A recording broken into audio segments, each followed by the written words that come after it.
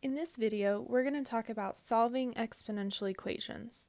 So an exponential equation is in the form y equals ab to the x, where our exponent is our variable. That's what makes it an exponential equation. So we have a couple of steps. First thing is use properties of exponents to simplify each side of the equation.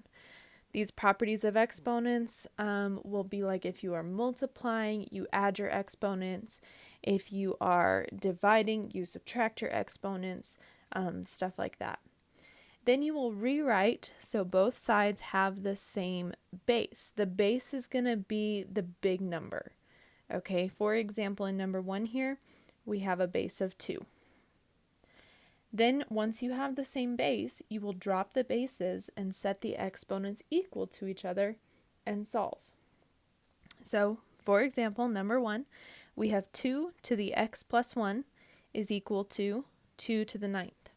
So the bases are already the same, everything is simplified, so we drop the bases and set the exponents equal to each other. Now solve. So x plus 1 is equal to 9, subtract 1 from both sides, you will get x is equal to 8. Let's look at number 2. This one is not simplified. Here we have 3 to the k times 3 to the k plus 2. So if we are multiplying, we add our exponents.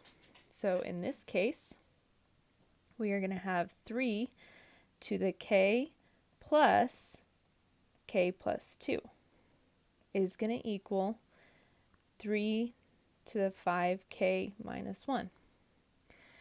So we can simplify our exponents here, or we can do it whenever we drop the bases. So I'm going to drop the bases and I'm going to simplify all in one step.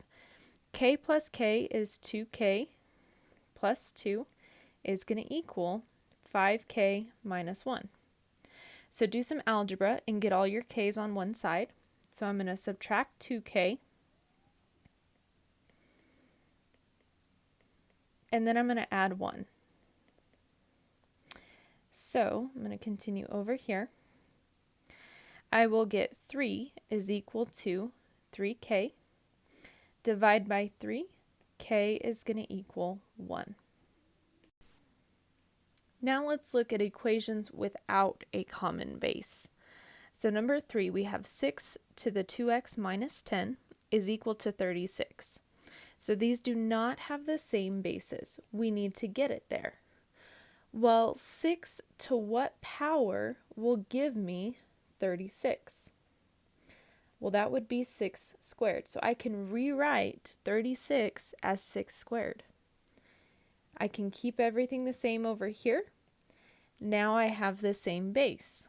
I can drop the bases, set the exponents equal to each other, and start to solve. So add 10 to both sides. You're going to get 2x is equal to 12. Divide by 2, you're going to get x is equal to 6. Let's look at number 4. We have 7 to the 4x plus 11 is equal to 1 over 7. Now this is kind of interesting. A fraction here, there's this property that says if you have 1 over x, that's equal to x to the negative first. So I can rewrite 1 over 7 as 7 to the negative first. Well, now I have the same base. Now I can set my exponents equal to each other. So 4x plus 11 is going to equal negative 1. Subtract 11 from both sides, you're going to get 4x is equal to negative 12. Divide by 4, you're going to get x is equal to negative 3. Let's look at number 5. We have 16 to the 3x is equal to 8 to the x plus 2. Definitely not a common base. Now, 8 to what power gives you 16? Nothing. So we have to reduce us to a smaller number. So think about a number raised to a power that will give you both 16 and 8. Well, your number would be 2. 2 to the 4th power will give you 16. and then 2 to the third will give you 8. Whenever you have these power to a power, you multiply your exponents. So 4 times 3x is going to be 12x. And then we will need to distribute the 3. So you get 3x plus 6. Because we have the same base, we can drop the bases, set the exponents equal to each other. So 12x is equal to 3x plus 6. Subtract 3x, you will get 9x is equal to 6. Divide by 9, you will get x is equal to 6 over 9, or reduce that to 2 over 3. Last example, number 6. 9 to the 2x plus 4 times 9 to the 2x is equal to 1 over 81. A couple of things that we can do to simplify here. When we're multiplying, we add our exponents. So we are going to add 2x plus 4 and 2x. So we will get 4x plus 4. Again, whenever we have a fraction, we can rewrite that as 81 to the negative first. Well, I need a common base of 9.